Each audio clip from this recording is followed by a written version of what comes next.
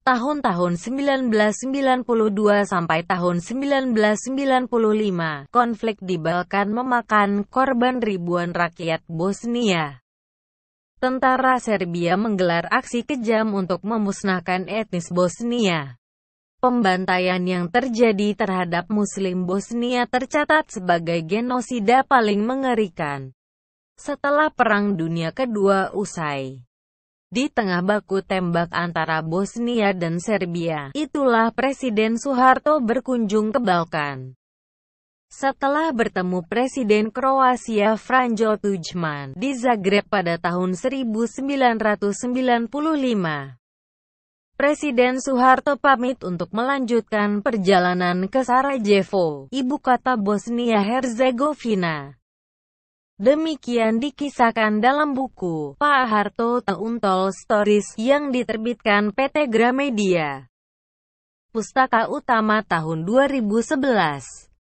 Anggota rombongan kaget, baru saja mereka mendengar kabar pesawat yang ditumpangi utusan khusus PBB Yasusi Akasi ditembaki saat terbang ke Bosnia.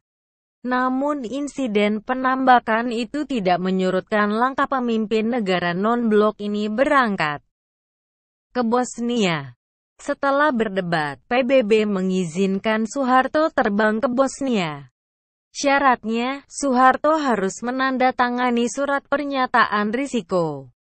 Artinya PBB tak bertanggung jawab jika suatu hal menimpa Presiden RI kedua ini di Sarajevo. Presiden Soeharto langsung meminta formulir kepada Kolonel Safri Samsudin, Komandan Grup A Pasukan Pengaman Presiden. Dia langsung menandatangani surat itu tanpa ragu. Safri ketar-ketir juga, apalagi saat Soeharto menolak mengenakan helm baja. Dia juga tak mau menggunakan rompi anti peluru seberat 12 kg yang dikenakan oleh setiap anggota rombongan. Safri, itu rompi kamu cangking saja, ujar Soeharto pada Safri. Pak Harto tetap menggunakan jas dan kopiah. Safri pun ikut-ikutan mengenakan copiah yang dipinjamnya dari seorang wartawan yang ikut. Tujuannya untuk membingungkan sniper yang pasti akan mengenali Presiden Soeharto di tengah rombongan. Ini dilakukan untuk menghindari sniper mengenali sasaran utamanya dengan mudah, terang Safri. Suasana mencekam saat mendarat di Sarajevo. Safri melihat senjata 12,7 mm yang biasa digunakan untuk menembak jatuh pesawat terbang. Terus bergerak mengikuti pesawat yang ditumpangi rombongan Presiden Soeharto. Saat konflik, lapangan terbang itu dikuasai dua pihak. Pihak Serbia menguasai landasan dari ujung ke ujung. Sementara kiri kanan landasan dikuasai Bosnia. Pak Harto turun dari pesawat dan berjalan dengan tenang. Melihat Pak Harto gitu tenang, moral dan kepercayaan diri kami sebagai pengawalnya pun ikut kuat, tenang dan mantap.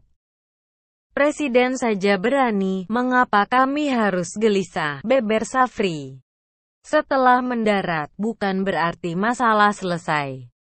Mereka harus melewati Sniper Valley, sebuah lembah yang menjadi medan pertarungan para penembak jitu Serbia dan Bosnia. Sudah tak terhitung banyaknya korban yang jatuh akibat tembakan sniper di lembah itu.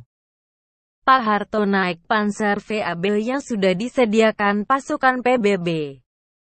Walau di dalam Panzer, bukan berarti mereka akan aman 100% dari terjangan peluru sniper. Tapi Presiden Soeharto santai-santai saja.